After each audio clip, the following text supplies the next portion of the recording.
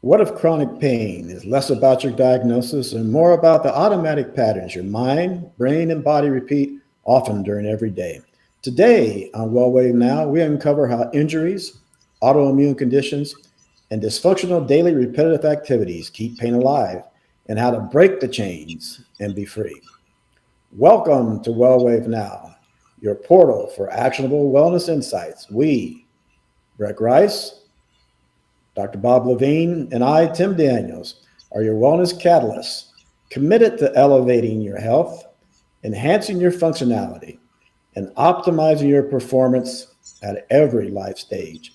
This is WellWave Now, where timeless wisdom lights your wellness path. Joining us today is WellWave Now's own Dr. Bob Levine. Dr. Bob is a PhD trained pharmacologist and brain research scientist who has dedicated his career to helping people break free from the chronic pain without drugs. Through his proven APRI system, which he's trademarked, automatic pattern recognition and interruption, he has guided thousands to recognize and disrupt the hidden patterns that keep pain alive. I am excited to have him lead this important discussion with us today. That's saying a lot, Tim. No, it's great topic. I've been looking forward to this topic. It's something that is so important, and so many people that are suffering, right? That have pain that might have started out as just an ache and now has become chronic. And why is that? So let's begin with the why, right? Why does pain so often become a long-term condition, Dr. Bob?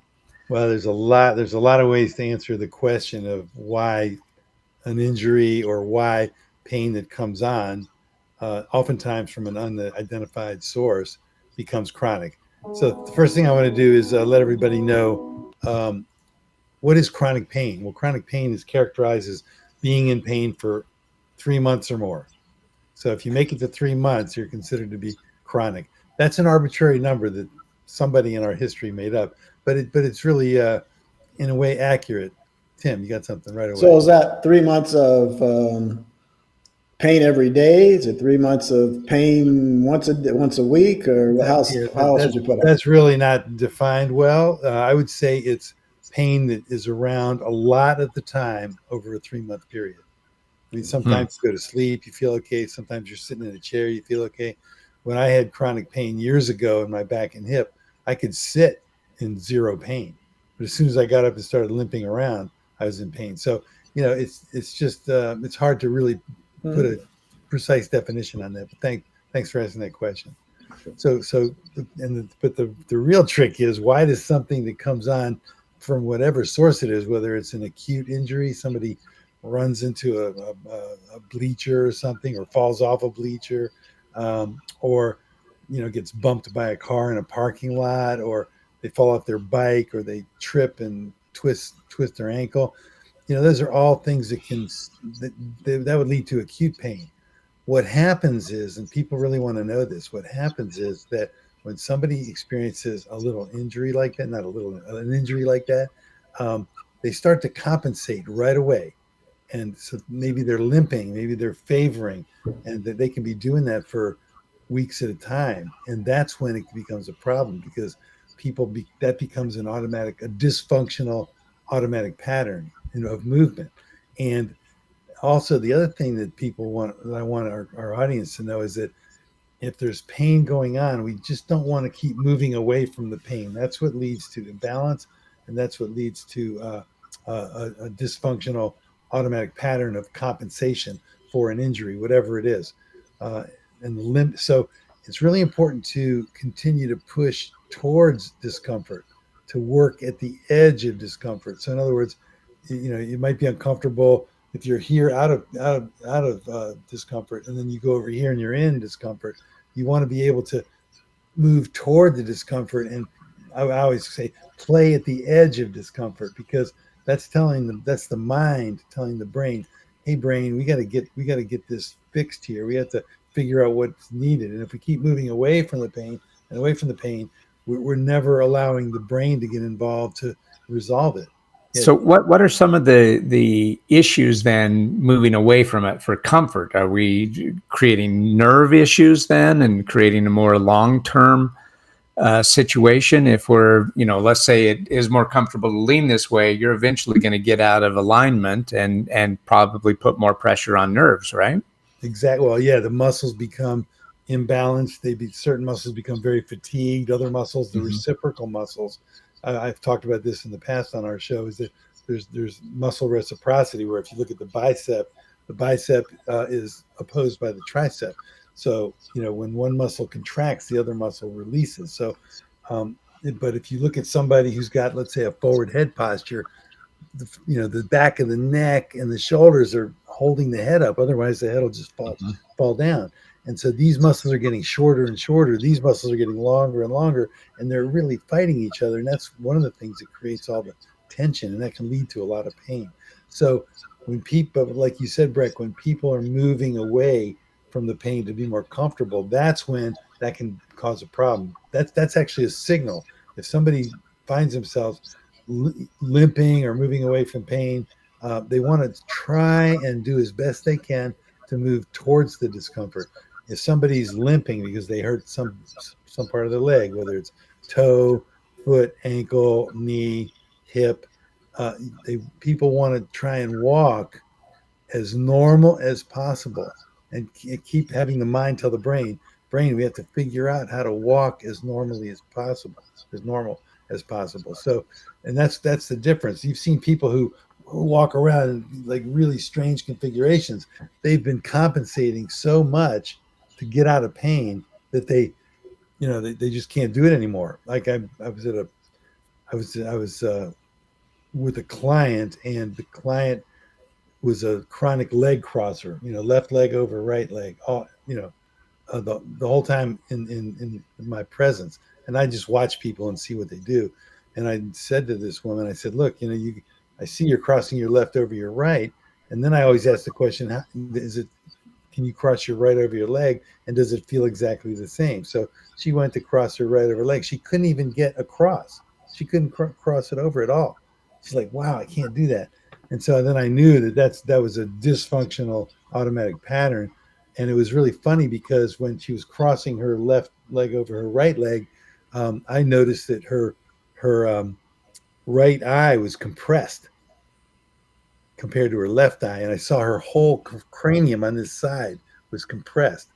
So I trained her, and without going all the details, I trained her within 15 minutes how to sit balanced and normally. And she kept wanting to cross her left over her right leg again, but I kept reminding her. And after a while, when she got the hang of it, after about a minute or two, she goes, I can't sit like this anymore.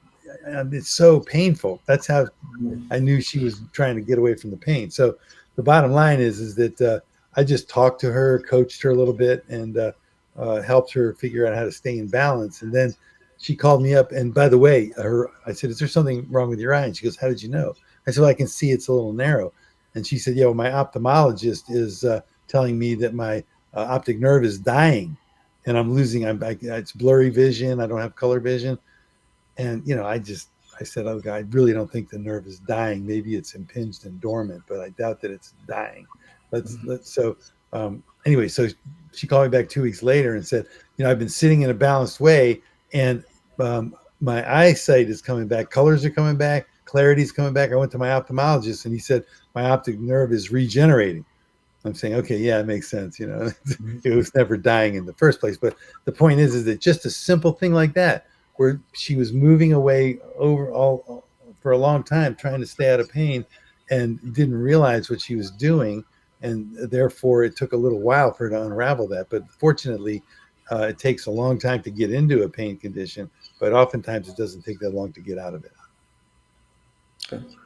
So Bobby, we spent some of those sound, although that one with the eye was nerve, but a lot of it was driven by kind of musculoskeletal things. But what about, a lot of people are in pain from autoimmune conditions. Number one, do you work with those? Do you think it falls in the same category?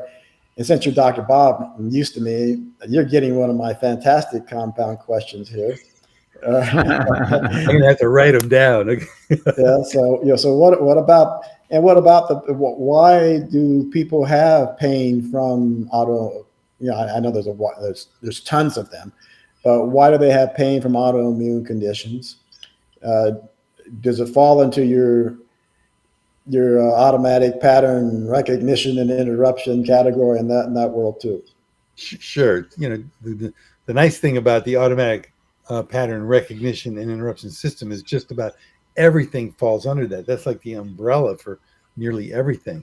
And there's so many factors that feed into pain. That's why it's hard to say, well, what about this and what about that? Because somebody who has an autoimmune condition, they probably have a diet that feeds into autoimmunity, that feeds into inflammation. For our audience, I just consider inflammation as just swelling, okay, pressure. So you get more pressure in the joints, and to me, that creates more pain. So diet has a lot to do with it. The constant tension from stress has a lot to do with it. The neuromuscular excess contraction, imbalances in the body posture, relationships, communication. How do people communicate with each other, and how does that get in the way of their really being relaxed and peaceful, calm and comfortable?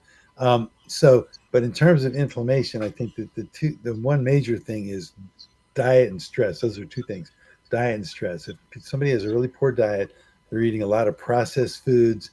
They're eating. They're on the carbohydrate roller coaster, eating a lot of sugar and then crashing and eating more food. That's a real problem too. So that causes inflammation, swelling in the joints, and it leads to pain, along with all the other factors that I mentioned about body positioning, body movement, tension, stress, communication, relationships. How are people in their relationships? All those factors are feeding in. So there's a threshold. You can call this the threshold of pain. And then what drives somebody from here over the top? Maybe just below the threshold of pain, there's still an inflammation. They still have body posture issues. They still have chronic stress, and then they get triggered somehow, and bam, they go over the threshold. The pain gets a lot worse, and if they're staying here a long period of time, they're experiencing pain for a long time. So I don't know if that answers that question, but those are some of the factors that, in terms of how inflammation plays into pain and how it relates. You can't separate inflammation from nerve activity, from muscle activity, from movement, from communication. You just can't, from stress in general. You can't really separate the stuff out, but you can figure out what the most important dysfunctional automatic patterns are, and then people can make corrections to those and do really well. Because all you want to do is get yourself below threshold so you don't experience the pain, and get yourself far enough below threshold so that even if you're triggered by certain things, it doesn't drive you over threshold into pain. And of course, down here is relaxed and peaceful and calm, and all those good things. All right, so let's go down that path, Bob. So you talk about their triggers. We've kind of identified, there are triggers there. There are patterns that contribute to pain. So, but now we've talked a little bit about why it lingers. Goes from that acute to that chronic. So, how do you help people, and how do people themselves begin to spot the patterns that are keeping that pain alive for them? That's a really good question, Tim. How do people spot their patterns? What I recommend, people start to have to really pay attention to themselves all day long and all evening, and then when they wake up in the morning. And what I did when I started studying about automatic patterns is I made a list. I listed out everything I did automatically, like the way I went to sleep at night, and it was always the same position. So I wrote down what the position was. When I woke up in the morning, what was the position I woke up in? Brushing my teeth, towel drying. I always towel dried the same way. I even went so far as to walk downstairs backwards. So for me, it was a matter of unlocking patterns. Brushing my teeth with my right hand instead of my left. I'm left-handed, right? Correct. And then walking down the stairs backwards, and then a towel drying in a different way, and and I always coach people about sleep, is that if they have pain, most people who have pain, they will go to sleep in a certain position, again, to keep themselves out of pain. The problem is that's a compensation that's moving away from the discomfort.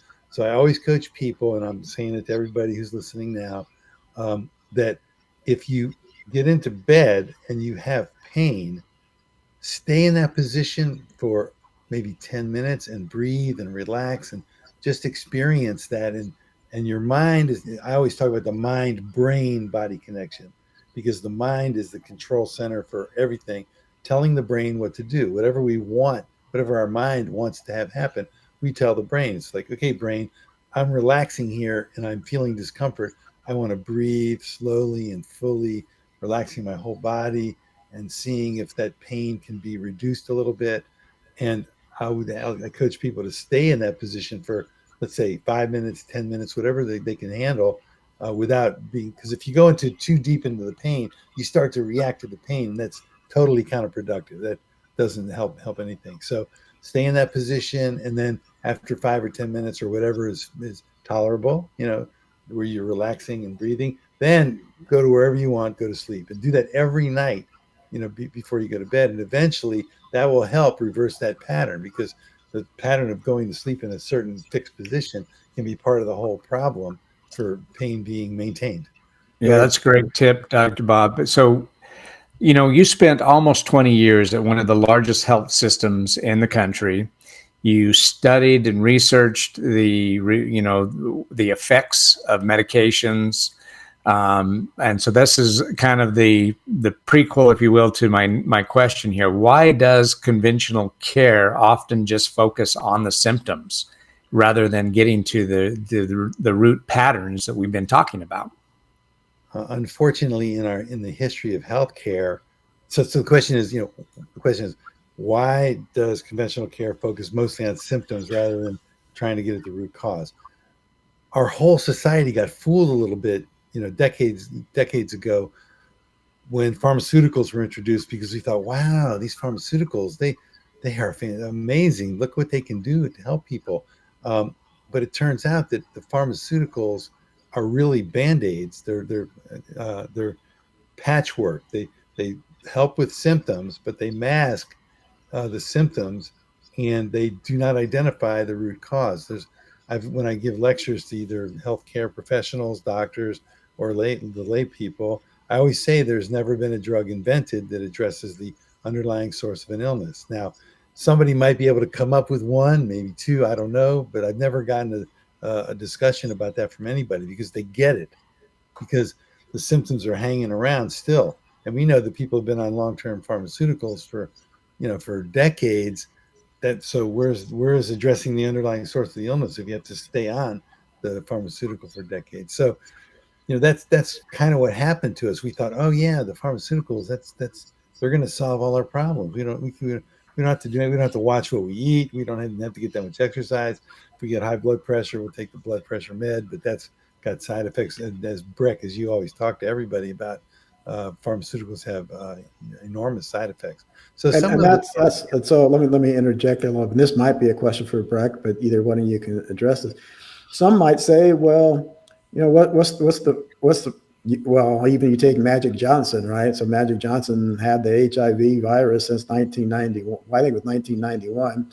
So that's 34 years, and kept the medication. So if the medication is managing my symptoms and stopping a progression, what's wrong? What's wrong with that? Why not? You're moving into an area that's really challenging to talk about. So I don't know, Breck's probably more capable of talking about pharmaceutical side effects because he studied that so much. They all have them. I mean, if you're on high blood pressure medication, if you're on statins, if you're on blood sugar regulation pharmaceuticals, that's problematic stuff. It is. I mean, and even if you have seizures and you're on anti-seizure medication, they're going to have side effects. And the side effects, people now are acutely aware when we watch the TV. If we do, there's advertisements on TV, and they're talking about all these side effects. Sometimes there's 10, 20 side effects, and sometimes it leads to death. And so while we're watching some beautiful scene of people having a great time and enjoying life, while all the side effects are being listed, those are the reality. The side effects are there. So And I'm sure Magic Johnson's path was not a picnic, and it was not a picnic for a lot of people with AIDS and AIDS-related complex. It just wasn't. There's a lot of problems with it. So, and he also, I'm imagining it impacted the quality of life. People died, Yeah. people got sick, people lost weight. Go ahead, Brett. Yeah, certainly. I was going to say that, my ending statement on all of listing those side effects is that, when those side effects outweigh the benefits, you need to do something different. And obviously, with something as serious as HIV, the benefit of not getting full blown AIDS is more outweighing what those side effects might be from the medication. And then, for some of our listeners, so I wasn't necessarily being a proponent of medication, but asking that question. I look at it even for myself. One of the challenges that I have personally, and that I had with people when I ran the home care agency for the elderly, was compliance. Whenever I've been on medication and I start feeling a little bit better, it's hard for me to keep taking it. So, to me, if I can get out that root cause and only have to take something for a month or so, then I'm okay. If I had to take something for years, I'd have a problem with that. And then things get out of control when you're not in compliance, and you can build up tolerances. One can get out of control, you can build up tolerances, and it doesn't work for you anymore. Yeah, So I would say that the majority of medications were intended just for short-term use.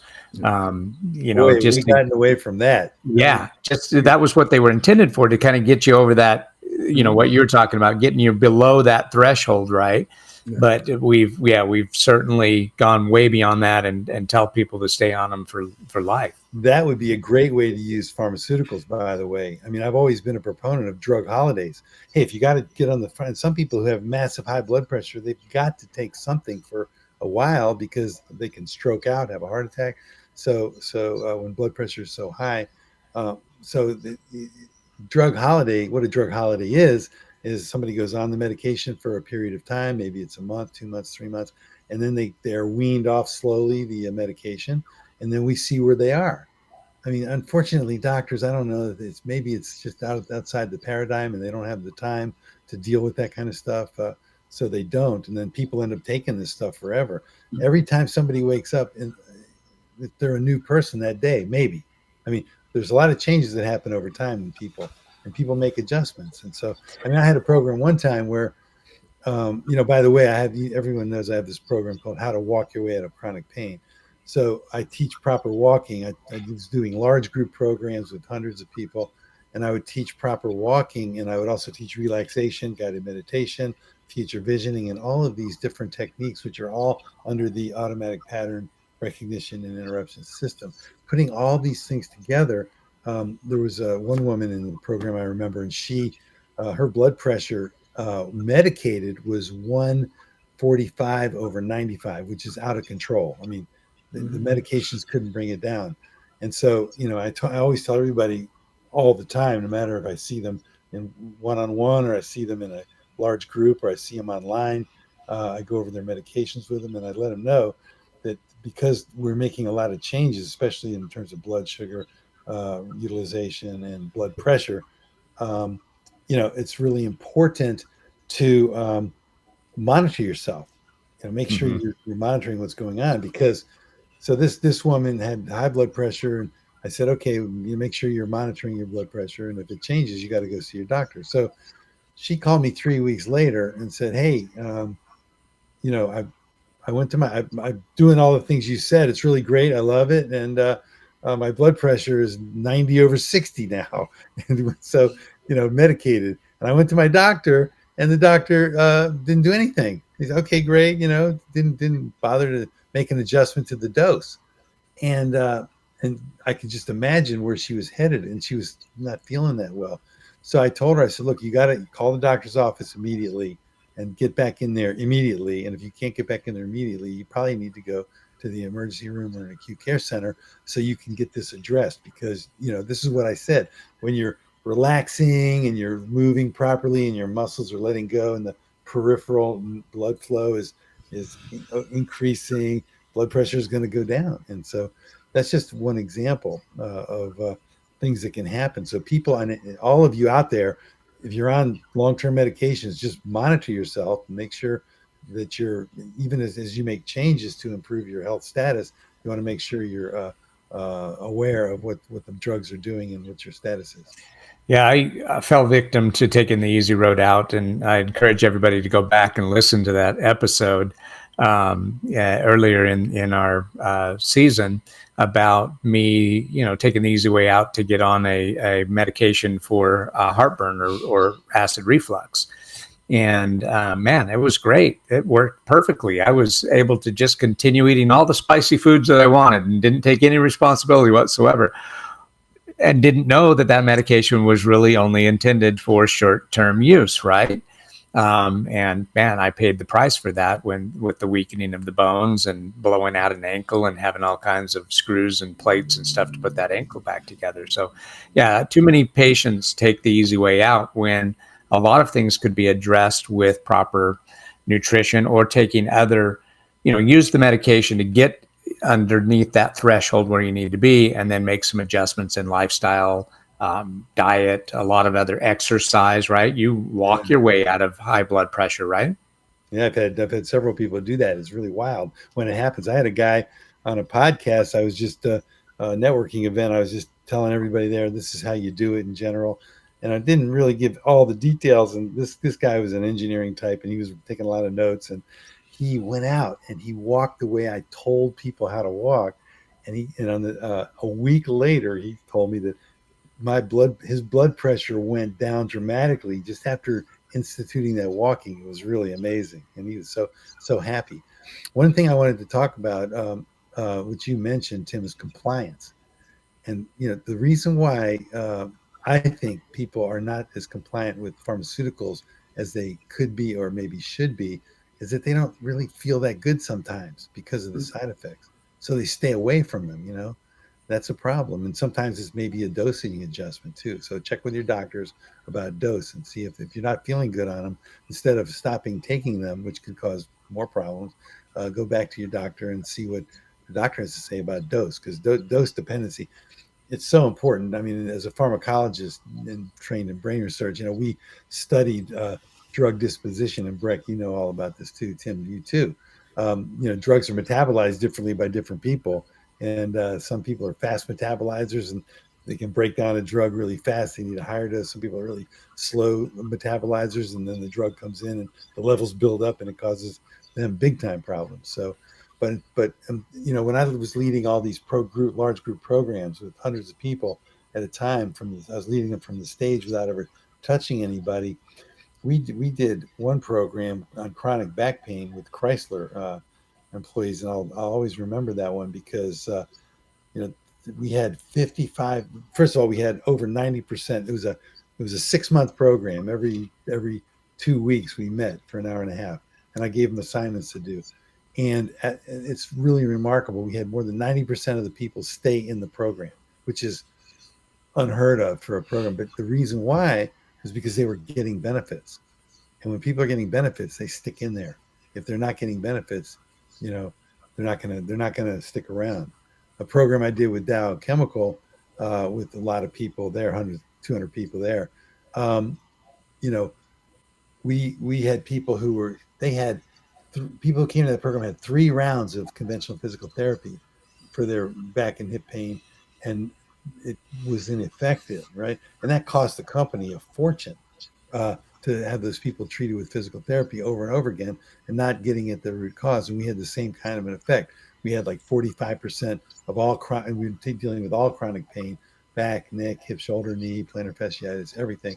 And in that program, we had 45% of all chronic pain conditions eliminated, and more than 80% of all chronic pain conditions significantly reduced. So, people stayed in that program. The retention was really remarkable. So what type of things did you have people do in that program, Bob? Because we alluded, another compound question for a related thing, right? But so Breck talked about what he did, post the medication. You talked about a little what you had a couple people do when they're on high blood pressure. So some of that's all wrapped up into the lifestyle. So the compound question is, how much of what you had people do or take them through is lifestyle? And let's define what lifestyle medicine encompasses. And then outside of lifestyle, what else are you having people do? I got to write that down. No, I'm just kidding. So, first of all, when you say lifestyle, that's like everything. So, Yeah. it's hard to address that. But that's the point. Because we throw out, we say lifestyle medicine. Well, what do we mean by lifestyle medicine? Right? To me, lifestyle medicine is, what and how you eat, how you relate to your loved ones and family members, how you relate to colleagues, how you relate to friends, your style of communication, um, how much tension you feel from life, the stress of life, whatever. Those are some lifestyle factors. And how easily is somebody triggered by certain events. And I always say most stress comes from miscommunication. I call it miscommunication stress because people are talking all the time and listening. And it's just incredible how somebody can say something and it can trigger somebody. And they don't mean it to be a trigger. It's just that that's the way communication goes. Is it okay with you if I go over the modalities that I use in general with people? Sure. Okay. So when people come to see me, whether it's in a group or whether it's online or whether it's in person, I use a multimodal approach. What does multimodal mean? It means I combine a whole series of approaches together in one program, one protocol, because I've always believed, and I've proven it in clinical trials that I've run, that you need a multimodal approach to be effective. Unimodal or a single mode of therapy, whether it's an injection, whether it's physical therapy, whether it's chiropractic, whether it's acupuncture, whether it's hypnosis, whether it's movement education. It's rare that a single modality can unlock a whole high percentage of a certain condition. I always say you can't send somebody who's got a fear of flying to a chiropractor to get better, and you can't send somebody who's got really bad back pain to a hypnotherapist to help them get better, unless the hypnotherapist is highly trained in effective language. That's a whole other conversation. So I use a multimodal approach, and the first thing that I do is with future visioning. Like, what do people think is going to happen? Most people in chronic pain think that it's going to be with them for a long time, and they just have to manage it. They have to try and reduce it. They've tried a lot of things. So I help people see that part of the automatic pattern of thinking about their future is that they'll be lucky if they can just manage their pain. They're not looking for pain free. I've had this 10 years and I think I've tried just about everything. People say to me, I've tried everything. And I say, well, no, you haven't, because I haven't seen you yet. So future visioning is really important for people to adjust their mindset. That's critical. I use guided meditation because I want people to be able to access their subconscious mind, because all of these automatic patterns that people have in all areas of life reside in the subconscious. Otherwise they would know that they're there, and people don't know what's in their own subconscious. So I use guided meditation for that, and relaxation and breathing and better sleep, all that stuff. And those guided meditation audio tracks that I provide people are incredibly valuable, and everybody should be using them if they have any kind of stress or pain, because the guided meditation, if they can find the right type, is really helpful for everyone. So what type of things have come out from people in those guided meditations? What have they found? What have they uncovered? Well, so I'm not quite done because I don't just use guided meditation. Okay. Mm-hmm. So I always use communication skill building, because it turns out the language is really important that people use, and people don't realize how problematic their language can be, and it can inhibit their ability to get better. And the best example I can give you is somebody who says in the present tense, like, I don't think I'll ever get out of pain. Mm-hmm. Well, okay, if you don't think you'll ever get out of pain, guess what? You're probably not going to get out of pain, or it's not going to help you to think that way. So I always tell people, anything you want to leave behind and be free of, you want to speak about in the past tense. Like, up until now, I've not been able to eliminate my pain. I'm looking forward to a great future fast of being pain-free. Mm-hmm. So anything you want to produce in the future, you would speak about in the present tense, or the future tense with a timeline. Like, I'm going to lose 30 pounds in the next 60 days. So I'm So going. is that communication what you feed into the guided meditation, or is it something a part of it, or is it? Oh yeah, the guided meditation is yeah. My guided meditations are heavily language based and designed to. They're totally language based, designed to help people get into their subconscious mind, understand what's in there, bring it up to the conscious level so they can work with it. Because Yeah, I've heard you call that future visioning, right, Dr. Bob?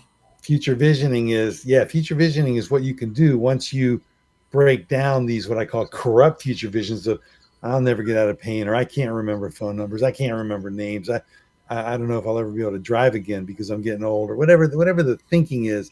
That speaking, I call that a corrupt future vision. It's not like, hey, I'm going to be out of pain in the morning. I'll tell you some interesting things. When I was doing these group programs, a lot of them were around 10 sessions long. And at session number 5 or so, I would say to everybody, okay, look, all of you are going to get out of pain before the end of the program. So could I guarantee that? No. Did I absolutely know that? No. But I was speaking into their future vision, our collective future vision. Look, I said, all of you are going to get out of pain by the end of the program. The question is, when's it going to happen? Because I would always take feedback. And, by the end of 3-4 sessions, there were about 35% of the people that were pain-free and then working on developing themselves in other ways. So I'd agree with that statement, Bob. It may not be in this lifetime, though, for some people. that's the problem. That's a corrupt future vision. Exactly. So, but what I would say to people, I'd say, look, so starting tonight, I want you to go home, and before you go to bed, I want you to sit on the edge of your bed and take an assessment of yourself. Like, okay, where do I feel pain? And then your mind is going to tell your brain, okay, brain, I don't know how you're going to do it because I don't have to know how you're going to do it. I just want to be pain-free in the morning. So whatever you got to do overnight while I'm sleeping and resting and rebuilding my body, I want you to get me out of pain. So I would tell people that. And then, one woman in particular is really fascinating. The next week, she came in, and I always take feedback, like, what's happening with all of you? She raised her hand and she said, I did what you said about being out of pain in the morning. And so all the way home, driving my VW, I was saying to myself, I'm going to be pain-free in the morning. I'm going to be pain-free in the morning. And I sat on the bed, like you said, and I took an assessment. I had pain in 5 areas that I came in the program with. They've been improving a little bit, but I still had the same 5. I went to sleep, so I'm trying to figure out, where is this going? Like, what's she going to say at the end? I got a group of 100 people here. How are they going to be impacted by what she's saying? And so she said, and so then I woke up in the morning. I sat on the edge of my bed, and I took inventory, and I had no more pain in the morning. So what would you say happened, Bob? It's a combination of. It's always a combination of things. She was future visioning. First of all, we set the future vision, pain-free in the morning, and if not this morning, the next morning. If not the next morning, the morning after that. I would always say to people, hey, look, if you have to do that 30 or 60 times, and then on the 61st day you're pain-free, is that okay? Would you be willing to do that since you've been in pain for 3 to 8 years? Yeah. And everybody goes, oh, sure. I said, so you got to do it. You got to stick with it. You got to do it. You got to give your mind, brain, body connection a chance to help itself, help yourself while you're doing all the other things that I cover, which are the last 3 things I'm going to cover. So, which is it relates to neuromuscular re-education. So I deal with the repetitive movements of daily living, which is why I have the free walking program, and I teach people how to do repetitive movements: walking, running, stay up and down stairs, bending and reaching, sitting and standing, all the different movements that people do. And the average person takes between 30,000 and 50,000 repetitive movements every day. So that's what makes it hard for practitioners, for us to help people get better, because if they don't learn how to use these repetitive movements, do them properly, they're going to leave the practitioner's office. They're going to go outside. They're going to go back to their automatic patterns of movement and static posturing. And they're going to just, in the muscles, the imbalances and the muscle, dysfunctional muscle contraction, imbalances of those sorts. And it makes it hard to get them better.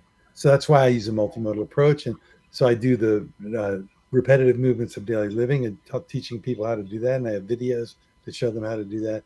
I do what I call neuromuscular movement re-education. these are simple movements that people can do to, it's almost, you could consider like Tai Chi, Tim. You like Tai Chi. It's a little bit like that, but they're not as free flowing, a little more controlled. But it's designed to allow the muscles to take up contraction and relaxation release, contraction, relaxation, release from just gentle, slow movements. Then the third component is what I call effective muscle release. It's like super stretching, but it's not stretching, where we take the muscle that's too short. It should be this long, let's say. The muscle's too short. It's in contraction. It's burning energy all the time. Even when some people are sleeping, some of these muscles are burning energy. And that's one reason why people can wake up fatigued in the morning. So the muscle could be excessively contracted. So we train the muscle through contraction, relaxation, release, to let go and release to their normal proper length. It's a beautiful system that allows the muscles to very rapidly, because they release fast. It's amazing. So when people do these effective muscle release routines, which I train them to do in bed before they go to bed, or in bed when they wake up in the morning, or in chairs, they can get the job done, and they do it themselves. I give them videos to watch that teaches them how to do it. So it involves neuromuscular re-education, communication. If I need to, I get into relationships. I always want to know about somebody's history. What's their family life like? What did they grow up like? What kind of traumas did they have? Because, we have to release traumas too, because the traumas can drive a lot of this stuff.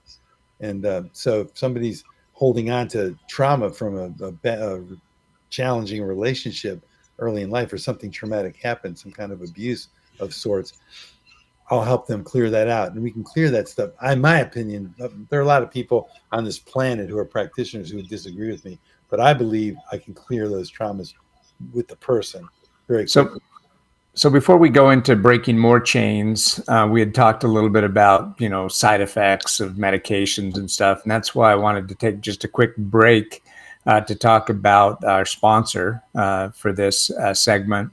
There's so much emphasis around all these GLP-1s and the prescriptions that patients are having great success in losing weight, but those are medications that do come with side effects. And so if you're tired of the painful injections and the expensive prescriptions and want to lose weight naturally, then you need to hear about the Brain IQ Fast Melts. This is a revolutionary way to shed pounds effortlessly, less than a quarter of the cost of the traditional GLP-1 prescriptions.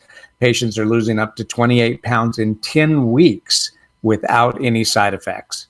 The leading prescriptions take 40 weeks to get similar results, and of course, they do come with side effects. So outperform the leading GLP-1 prescriptions, lose more weight in less time, say goodbye to long wait times, and hello to faster, safer, and smarter ways to reach your weight goals.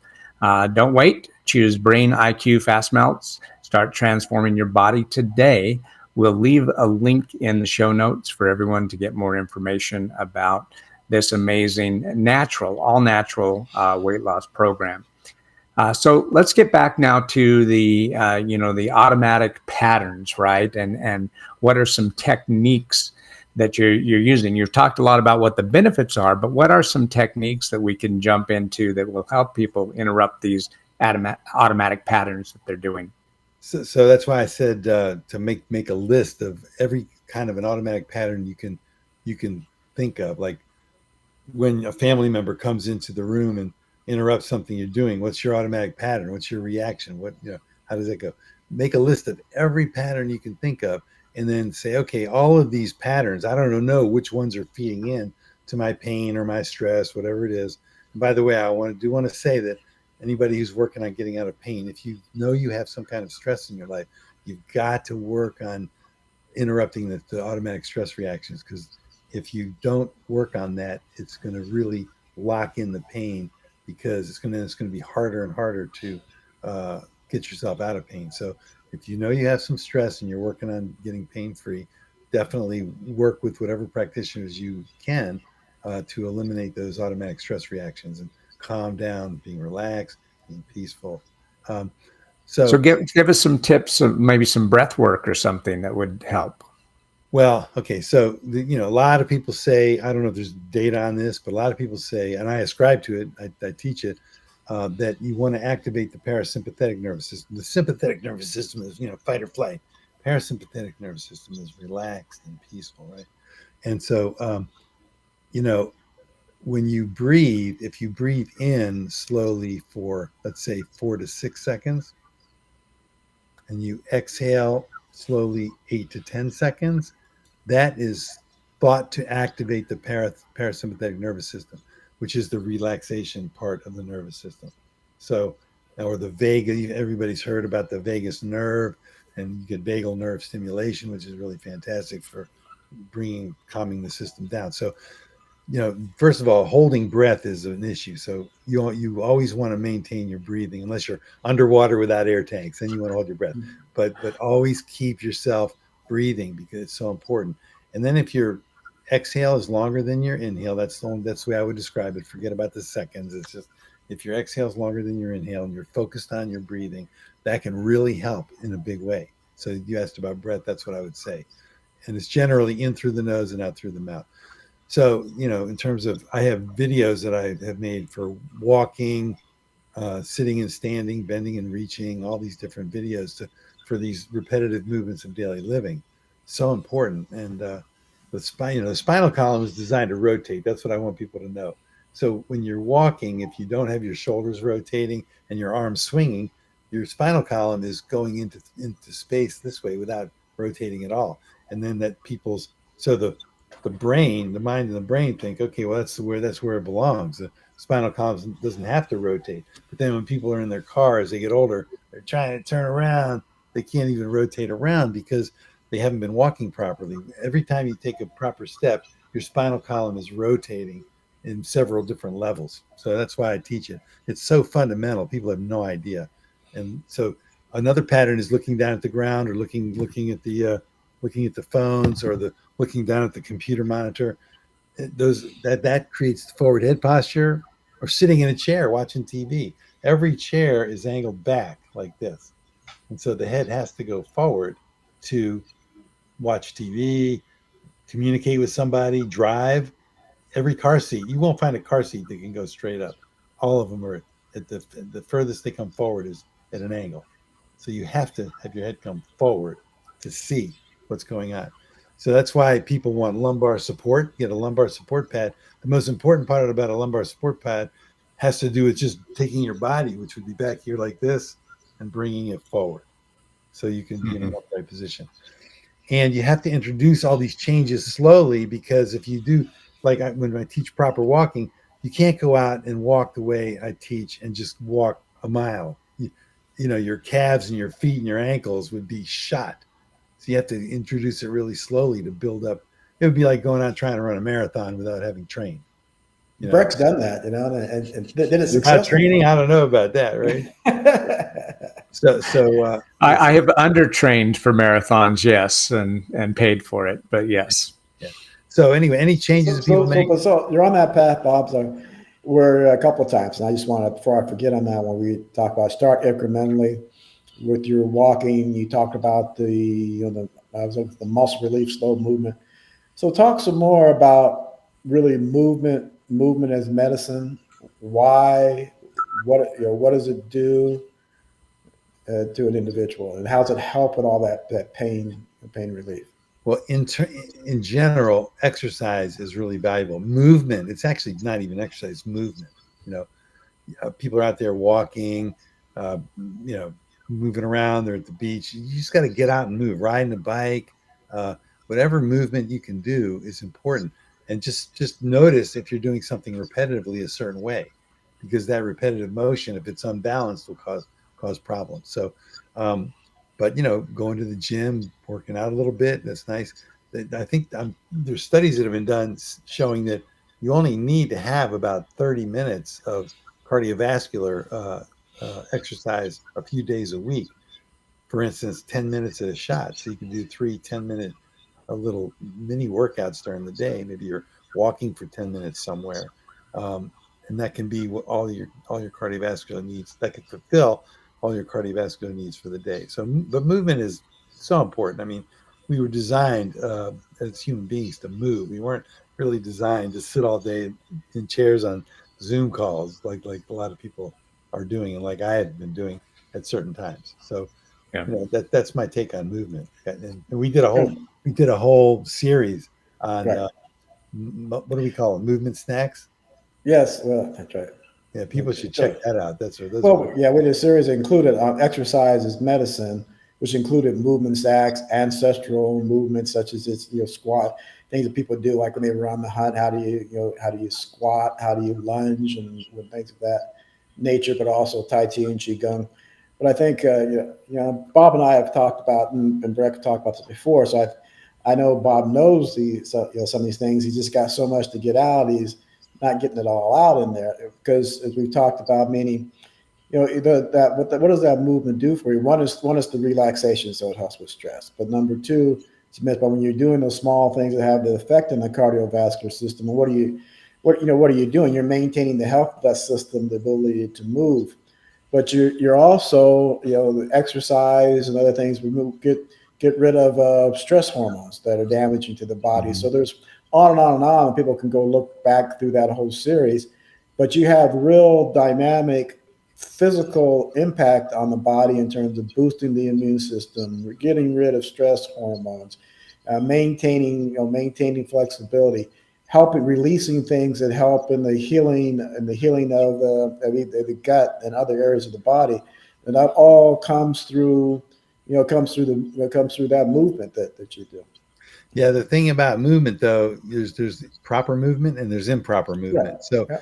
you mentioned that people maintain flexibility. Well, maybe not, because if they're not doing the movements properly, there are a lot of people who lift a lot of weights, and you see them in the gym, and they're like, I don't know, I can't show it. Their arms are like hanging in an angle because they're not going full range of motion, and so the muscles develop in strange ways. That means the muscles are fatigued because they're on all the time holding that angle, and so that's not flexibility. So Right. So it's got to be done correct. people That's a need prerequisite for me in my world. I talk about movement, Bob. It's got to be done correctly in order for it to be effective. but most, I would say 90% of people who go to the gym don't understand simple principles to do movements properly or ideally, optimally. And it's a shame. We're not taught. There's so many things we're not taught. When I was growing up, I mean, I was a sprinter, and we used to go out, do a few jumping jacks, and then run a 440 jog, and then we just start sprinting. I pulled more muscles than and developed really tight hips and tight hamstrings and quads, everything. I was really strong, but I was not very flexible, and because we weren't educated. We weren't educated on how to eat. I used to drink, like when I was in training for football, I would drink like a half a gallon of orange juice in the morning before I even left the house. Talk about a sugar load. My gosh. So, and people haven't been taught how to go to the gym and exercise. And I see plenty of trainers who, aren't doing it the way I think it ought to be done. Right. So, yeah. So along those lines, we move here towards our kind of last segment here and start to wrap up. How do you recommend people get started? One, they can reach out to you, but so talk to people more about how they can reach out to you. But then in general, how do you start making these changes in your life and beginning to learn what to do? So people can reach out to me. They can check out my website. It has a lot of background on me. It's called, the link is drbobtalks.com, drbobtalks.com. That's one way they can get that free walking program. And the link for that is walkwellnow.com, walkwellnow.com. That's a good start right there, because walking is so critical. But people need to start paying attention to themselves and studying themselves as they go through life. Like, what are these automatic patterns that I have? Why is it that I get pissed off every time this happens? Or I cower away in fear when this happens? What are the patterns that are driving all that? Why is it, what pattern is having me have shoulder pain? We had one program, I did one program where a woman just came, told me that She was having shoulder problems and she was going to need surgery. And we made a simple adjustment. She was using a mouse. She was on a computer all day long, right-handed, right shoulder, moving the mouse around. And I just said, look, what you want to do is just try a trackball, where your hand is stationary, it's on, and your thumb moves the trackball around, just to see and relax your shoulder and relax your arm. Finished. Perfect. Just sometimes it's a simple thing, And I was telling you, I don't even know if I finished the story about the woman who, I said enough about the woman who was crossing her legs, but she uncrossed her legs and and I didn't even touch her. She unraveled her whole problem with the eye, and her pain started going away because she started moving towards the pain. I told her how to move towards the pain. That's really important. So people need to remember that too. Don't just move away from the discomfort. Take the opportunity. Pain's a signal. Take the opportunity to use the pain signal to tell you where to go and how to train your mind, brain, body connection to help with whatever's going on from a pain standpoint. Yeah, I think that's a very key point, Bob. In that often people need to do the opposite of what they think is correct. Yeah, If they're starting to have arthritis, they start having arthritis in their knees, we'll say, well, maybe I shouldn't exercise as much. No, you got to go find the right type of exercise, whether and to strengthen the muscles around it, or whether or not to find what the Arthritis Foundation is called. It's a warm water pool. So maybe you go do it in a warm water pool. You got to move towards it, and it's just like we had with Dr. Gina Williams on with us here a while back, the physical therapist. Whereas she said people started having problems getting out of the chair. Well, maybe they ought to stop using their arms to do it, as opposed to people say, look, I'm having problems, I got to start using my arms to do that. No, find the right exercise, right movement to do that. I also have a great video of training people how to get out of a chair properly, which really helps a lot. But I wanted to make a couple more points really quick. Get in the water. The water is the absolute best place to be because, if you weigh 200 pounds on land, if you get in the water up to mid chest, you're going to weigh maybe 30 pounds. And it takes all the pressure off your joints. It slows you down. If you want to move around, you burn more calories. The water takes the heat out of you, unless you're in South Florida here. We're about 93 degrees here in West Palm Beach. But seriously, get in the water and move around. That's where I think a lot of exercise, people should get a lot of exercise. Yeah, come out to Arizona and be in the Salt River, and you'll be at 115 degrees, Bob. You don't need to find the Arthritis Foundation warm water pool. You got your own natural warm water pool. Yeah, that's beautiful. That's fantastic. Yeah, so that's a point. Get in the water and move around in the water. Yep, good. Do the same tricks for lifestyle-driven pain also work for autoimmune? Well, autoimmune, people really need to focus on stress and diet. I mean, those are the two things that there's always going to be a neuromuscular component for sure also. But when your joints are swelling up, putting pressure on all the soft tissues, the nerves, the muscles, it's kind of like a disaster. And that's why people's pain is exacerbated in autoimmune conditions. So it's really important to research what foods are causing, and it's different for different people. Some people respond to certain foods differently, but if people will stay away from processed foods and eat, healthy, fresh foods where they don't have labels on them, or they have labels with very simple, simple descriptions. That's what people need to do. And then the stress elimination is monstrous. I mean, it's huge, because when people feel pain, or it's just what I call the phenomenon. It's like, I'm in trouble. And that's the corrupt future vision. It's like, I'm in trouble. Why are you in trouble? Because going forward, these are going to be problems. So people need to understand that if they say, they're in trouble, they're going to maintain being in trouble because their future vision is corrupted by that. So that's why, if somebody wakes up in the middle of the night, I'll train them to, okay, you wake up in the middle of the night, 3 a.m.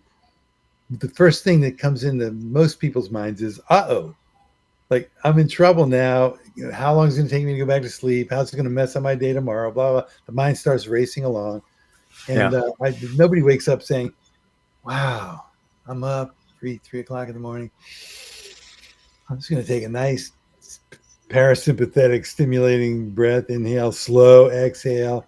And I have a true future vision called, I can go back to sleep really fast. And I can go back to sleep really fast. Boom. You know, Yeah, or we've talked about this before, Dr. Bob, where, you look at your alarm clock, say it's 3 a.m. in the morning. Yay, I get, 3 more hours of sleep exactly. versus, oh no, I'm awake now. Yeah, that's the reframing that's needed and the Yeah. shifting of the future vision. Yeah. So, and also, headaches are the same way. People, if you're out there getting headaches, look, I'm telling you, remember what I said about a slow inhale and a slower exhale. And so if you feel a headache coming on, you want to have the true future vision that, wow, this headache, I feel like the headache might be coming on, and I am going to interrupt it right now with my breath and with some water and some relaxation. Yeah, And that's excellent. It's going to take me a few moments, and if not these few moments, the next few moments after that, and not if not the next few moments after that, the next few moments after that. And just know that in your, what I call the true future vision, what we really want, not that corrupt future vision, is that we want to interrupt that, that headache phenomenon and let go of the it's going to be a problem. I've had people on the phone that I never met. I've been able to coach them, talk them out of a migraine headache. They call me up and say, I'm in a 4-day migraine. It's day one. What do you got? You got anything for me? I said, yeah, let's work together on the phone right now. And this is going to work. That reminds me of one of our wellness heroes that we had, Susie Simonson, who had the hemiplegic, I think it was, if I'm saying, remember the cause. It was half hemisphere of the brain headaches, and how she said to your, just what you're talking about, point, Bob, where she said, one, take a look at all the things you're doing, monitor yourself. She figured out what kind of triggered these migraines that she was having afterwards, got those down. And then when she felt them coming on, or was getting, once she tried to avoid them, when she felt a certain trigger happening that she couldn't avoid, she recognized it, interrupted it, and really got those things taken, it really dropped down dramatically what she was experiencing. So you've given some people some tips in that regard that they can do, monitor yourself, find some interruptions, future vision, you give them a few techniques. But within all that, either before, what's some red flags where they say they shouldn't be doing it themselves and they need to reach out for some professional help? I think everybody has to reach out for some professional help, because we have not, as a society, been educated as to what can take us out of a situation by addressing the root cause without pharmaceuticals, or with pharmaceuticals with a short timeline. I'm all for it. Pharmaceuticals, if needed, for a short time, and they should be used that way. They were designed to be used that way. That's was the thinking, but then we got into this long-term use. So that I think people should be seeking help, and you got to find a practitioner who, I do free consults. If somebody wants to get a hold of me, I'll be able to. I don't care where they are living. I can coach them on what they should be looking for. But in general, you've got to be assertive and interview, call up, find out what they can do. Almost every practitioner will do some kind of free consult, and you're interviewing them. It's like, okay, I'm bringing my ill health issues to you. How are you going to help me with these ill health issues? Like, can you? These are my symptoms. Can you help me? And a really good practitioner will either say, yeah, I can help you, because they know they can, they've had the experience, or they'll say, nah, it's not for me. You're going to have to go somewhere else. And maybe you can call so-and-so and see how they do. So you got to pick your practitioners. And I think, and you know what, I've just now started moving into the wealth building arena. And the reason I'm doing that is because I run into a lot of people that cannot invest in their health. The conventional care doesn't cover so much of what's effective in outside of conventional care. And so it's really important that people save for their health, put some money away every so often so that they can invest and invest in the best way they know how. But you got to talk it up, talk to people, get online, get into forums where, there's all kinds of groups for pain, headache, autoimmune. You can get on there, get people's experiences, take notes on what people say is helpful, and get and educate yourself, because we didn't get the education. Wow, man, I'm still educating myself all the time. Yeah, our Facebook group, great resource. Go there and talk with other people that are experiencing the same thing. So, well, thank you so much, Dr. Bob, for sharing your wisdom with us today. You've been listening to the WellWaveNOW show. And on today's show, we asked, why does chronic pain persist? And the answer isn't only coming from injury or disease. It's patterns that keep the pain alive. And we learned today that whether your pain began with an injury or if it's an autoimmune condition or even just lifestyle factors, you have the power to break those chains. So stay curious, everyone. Stay engaged, stay well, and always remember, wellness, it's in you.